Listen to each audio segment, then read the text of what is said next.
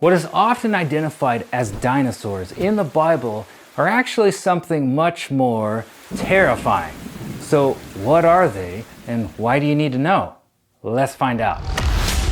I remember growing up hearing something you may have heard, that two mysterious creatures in the Bible called Leviathan and Behemoth were actually dinosaurs, living alongside humans during the Old Testament period.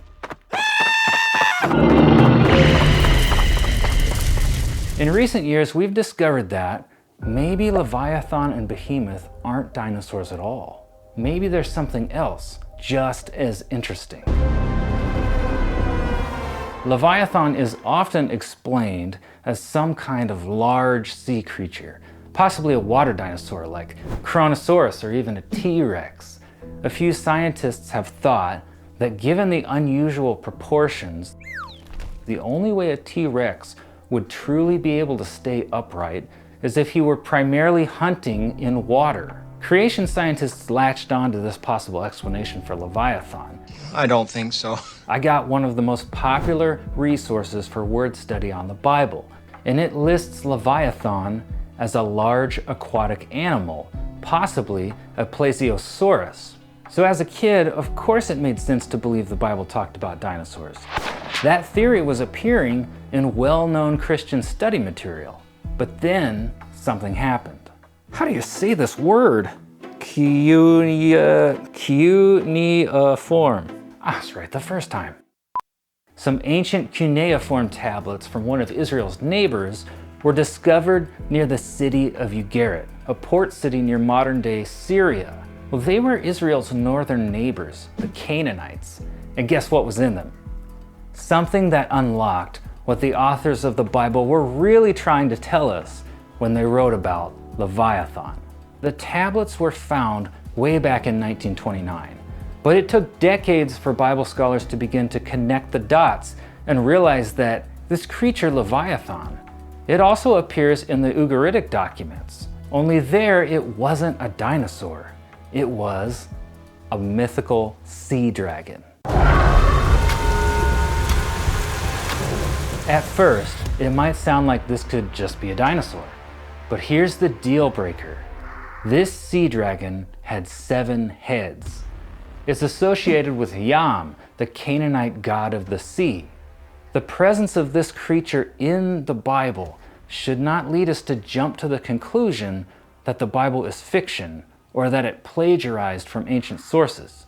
Instead of dismissing the Bible, the question we should be asking next is, why did the writer mention this 7-headed dragon?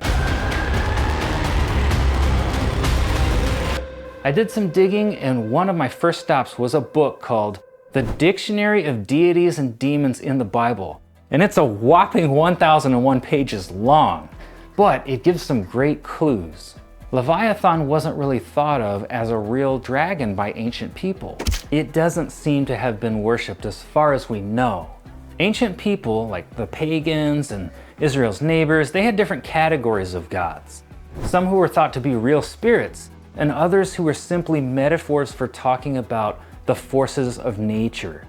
It's personification, a literary strategy. Basically, a way to talk about the wind, storms, lightning, and so on. They would personify them as monsters and beasts of chaos.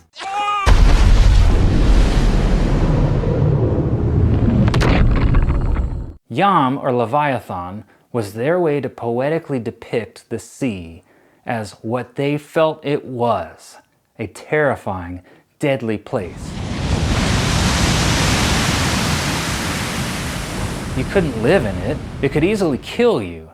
So ancient people would talk about the sea as a terrible monster. But why is this sea monster showing up in the Bible? The word Leviathan shows up about 6 times in the Bible, and one example is in Psalm 74. Here, God is depicted as kind of like a superhero, crushing the heads of Leviathan. What is going on here? If Leviathan is a dinosaur, well, why would God be crushing the heads of the dinosaurs? Does God not like animals? Maybe there's something else going on. This will require some abstract thinking. If this sea monster is just a representation of chaos, well then what would it mean conceptually when God crushed chaos?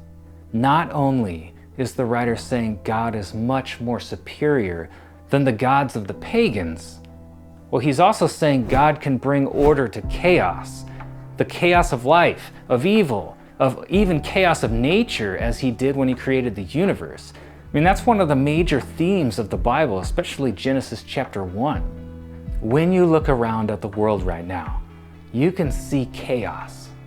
We exist in a pocket of the universe where God has held that chaos back, shielding us from the worst of it so we can survive.